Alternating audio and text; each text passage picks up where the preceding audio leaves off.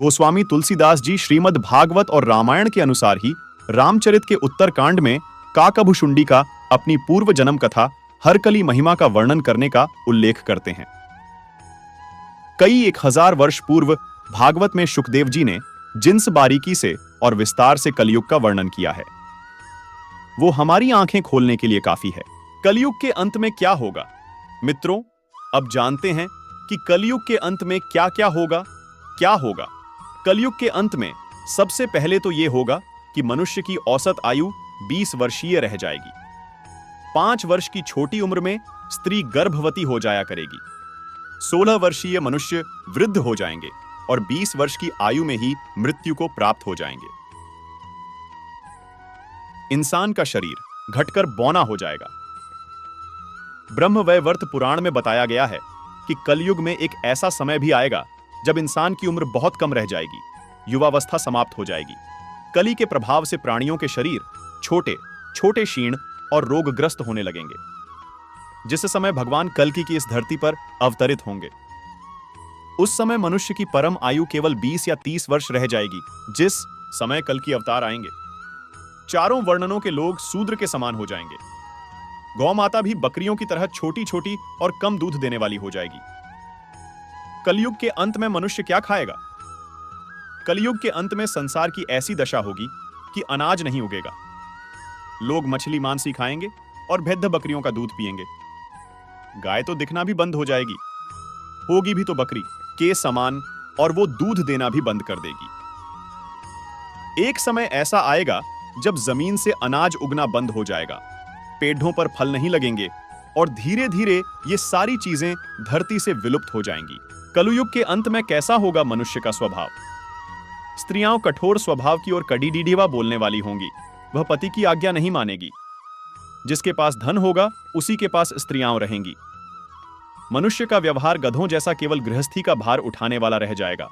लोग विषय भोग में लिप्त रहेंगे, धर्म कर्म का लोप हो जाएगा। मनुष्य जप रहित नास्तिक वो चोर बन गे। अपनी प्रशंसा के लिए लोग बड्डी बद्धी बातें बनाएंगे, किंतु समाज में उनकी निंदा नहीं होगी। कलयुग के अंत में कैसा होगा मनुष्य का धर्म? कलयुग में लोग शास्त्रों से विमुख हो जाएंगे। अनैतिक साहित्य ही लोगों को पसंद आएगा। बुरी बातें और बुरे शब्दों का ही व्यवहार किया जाएगा। स्त्री और पुरुष दोनों ही अधर्मी हो जाएंगे। स्त्रियां पतिव्रता जाएगा। सब एक दूसरे को लूटने में लगे रहेंगे। कलयुग में समाज हिंसक हो जाएगा। भीड़ में लोग आएंगे और एक मनुष्य की जान ले लेंगे। जो लोग बलवान होंगे उनका ही राज चलेगा। मानवता नष्ट हो जाएगी। रिश्ते खत्म हो जाएंगे। एक भाई अपने ही भाई का शत्रु बन जाएगा। एक हाथ दूसरे हाथ को लूटेगा। पिता पुत्र का और पुत्र पिता का वध करने में भी संकोच नहीं करें। अपनी प्रशंसा के लिए लोग बड्डी बद्धी बातें बनाएंगे, किंतु समाज में उनकी निंदा नहीं होगी। कलयुग के अंत में कैसा होगा मनुष्य का धर्म? कलयुग में लोग शास्त्रों से विमुख हो जाएंगे। अनैतिक साहित्य ही लोगों को पसंद आएगा। बुरी बातें और बुरे शब्दों का ही व्यवहार किया जाएगा। स्त्री और पुरुष दोनों ही अधर्मी हो जाएंगे। स्त्रियां पतिव्रता धर्म का पालन करना बंद कर देंगी और पुरुष भी ऐसा ही करेंगे। स्त्री और पुरुषों से संबंधित सभी वैदिक नियम विलुप्त हो जाएंगे। श्रीमद् भागवत के 12 खंड में कलयुग के धर्म के अंतर्गत श्री शुकदेव जी परीक्षित जी से कहते हैं, जो जो घोर कलयुग आता जाएगा, त्यों त्यों धर्म, सत्य, पवित्रता, क्षमा, दया, आयु, बल और स्मरण शक्ति का लोप होता जाएगा। महाप्रलय बहुत काल तक सूखा रहने के बाद कलयुग के अंतिम समय में बहुत मोटी मूसलाधार बारिश होगी, जिससे चारों ओर पानी ही पानी हो जाएगा। समस्त पृथ्वी पर जल ही जल होगा। इसके बाद 1712 सूर्य उदय होंगे और उनके तेज से यह पृथ्वी सूख जाएगी। कलयुग के अंत में भयंकर तूफान और भूकंप आएंगे। लोग मकानों में नहीं रह पाएंगे। लोगों को गड्ढे खोदकर रहना पड़ेगा। धरती की सतह का 3 हाथ हिस्सा अर्थात लगभग 4.5 फुट नीचे तक धरती का उपजाऊ अंश नष्ट हो जाएगा। महाभारत में कलयुग के अंत में प्रलय होने का जिक्र है, लेकिन यह किसी जल प्रलय से नहीं बल्कि धरती पर लगातार बरी रही गर्मी से होगा। महाभारत के वन पर्व में उल्लेख मिलता है कि कलयुग के अंत में सूर्य का तेज इतना बरट जाएगा कि सातों समुद्र और नदियां सूख जाएंगी। संपर्क नाम की अग्नि धरती को पाताल तक जला देगी, सब कुछ बस में हो जाएगा। इसके बाद फिर 12 वर्षों तक लगातार बारिश होगी, जिससे सारी धरती जलमग्न हो जाएगी।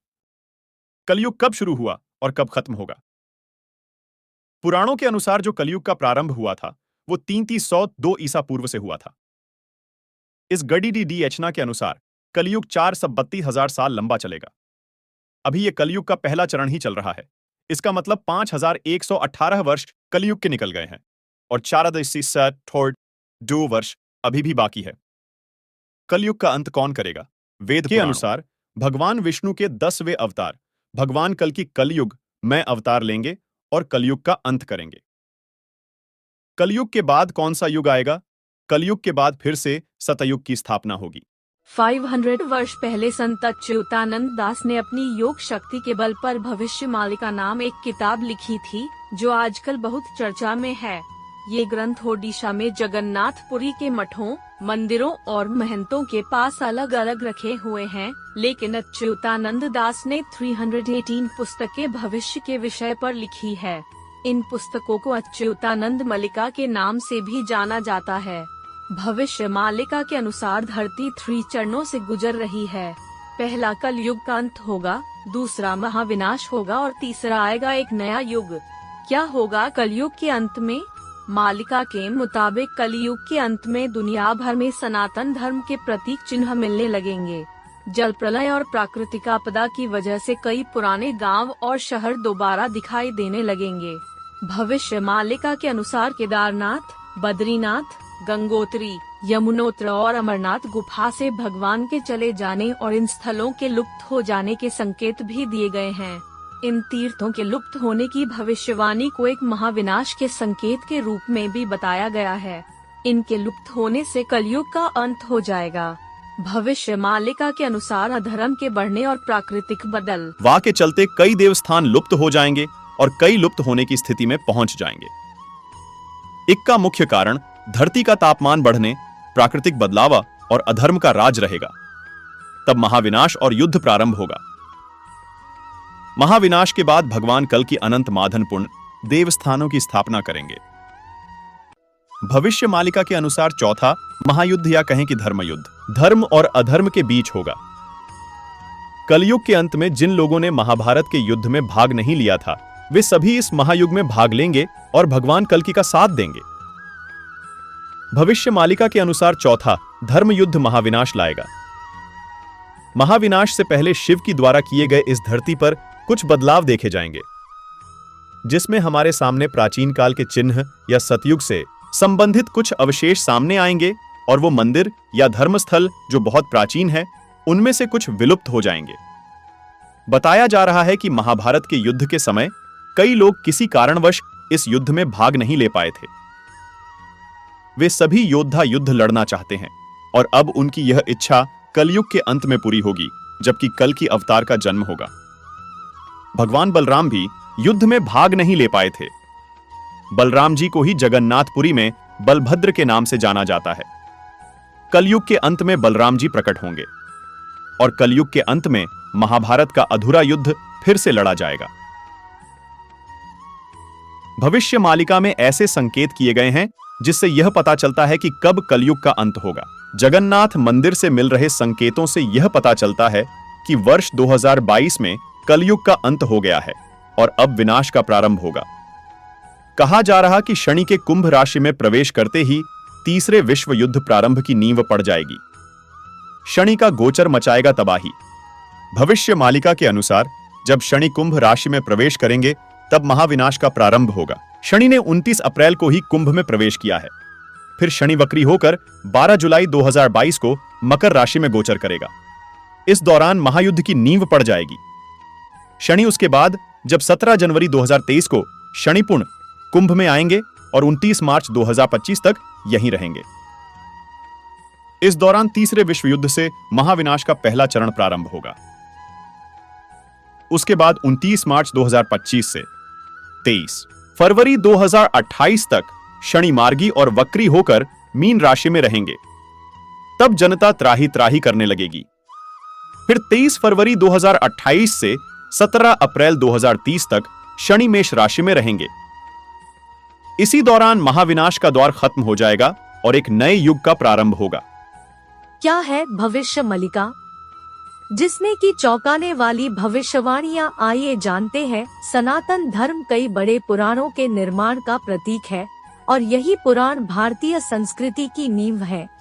हिंदू धर्म के पुराणों में जीवन से जुड़ी हर समस्या का समाधान मिल सकता है, लेकिन पौराणिक समय के संतों में से एक संत अच्युतानंद के पास भूत, वर्तमान और भविष्य तीनों काल को देखने की अद्भुत शक्ति थी। इन्हीं संतों ने भविष्य मालिका की रचना ताड़ के पत्रों पर की थी और यह भविष्य मालिका ग्रंथ ने कई बड़ी भविष्यवाणियां की है, लेकिन सबसे ज्यादा भविष्य के विषय पर 318 पुस्तकें संत अच्युतानंद दास द्वारा लिखी गई है। आज हम आपको भविष्य मलिका की कुछ चौंकाने वाली भविष्यवाणी बताएंगे। तीसरे विश्व युद्ध की होगी शुरुआत। भविष्य मालिका में 2022 से तीसरे विश्व युद्ध के शुरुआत की भविष्यवाणी की गई है। जैसा कि आप जानते ही होंगे, रूस और यूक्रेन के बीच का युद्ध अभी भी जारी है और हाल ही में इजराइल और हमास के बीच युद्ध जारी है। भविष्यवाणी के मुताबिक साल 2022 में विश्व युद्ध की नींव रखने के बाद 2025 में भीषण युद्ध में तब्दील हो जाएगी। इंसानियत केवल नाम की रह जाएगी और हंसती खेलती धरती आज तक की भीषण त्रासदी देखेगी। आकाश में दिखेंगे 2 सूर्य। इस भविष्यवाणी में आसमान में 2 सूरज दिखने जैसा आभास होगा। बताया गया है कि एक तो सूरज होगा और दूसरा कोई और आसमानी चमकती वस्तु होगी और यह चमकती वस्तु कोई छोटा उल्कापिंड या फिर धूमकेतु हो सकती है। भविष्य मलिका के अनुसार धूमकेतु भारत में युद्ध चलने के दौरान गिरेगा।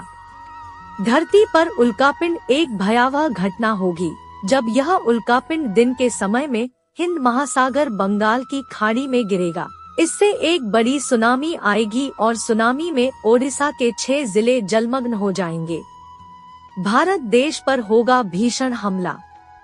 भविष्य मलिका में कहा गया है कि 29 मार्च 2025 से 23 फरवरी 2028 के बीच भारत विश्व युद्ध में शामिल हो जाएगा। भारत को लूटने की साजिश विश्व युद्ध का मुख्य कारण होगा। इसी समय चीन और पाकिस्तान अपने देश की हालत सुधारने के लिए भारत पर हमले की योजना बनाएंगे। चीन हमेशा की तरह खतरनाक साजिश रचेगा। पाकिस्तान सहित अन्य 12 इस्लामिक देश को धार्मिक आधार पर भारत के विरोध में लाने में सफल हो जाएगा। वीडियो पसंद आई हो तो लाइक, शेयर, सब्सक्राइब करना ना भूले। राधे राधे।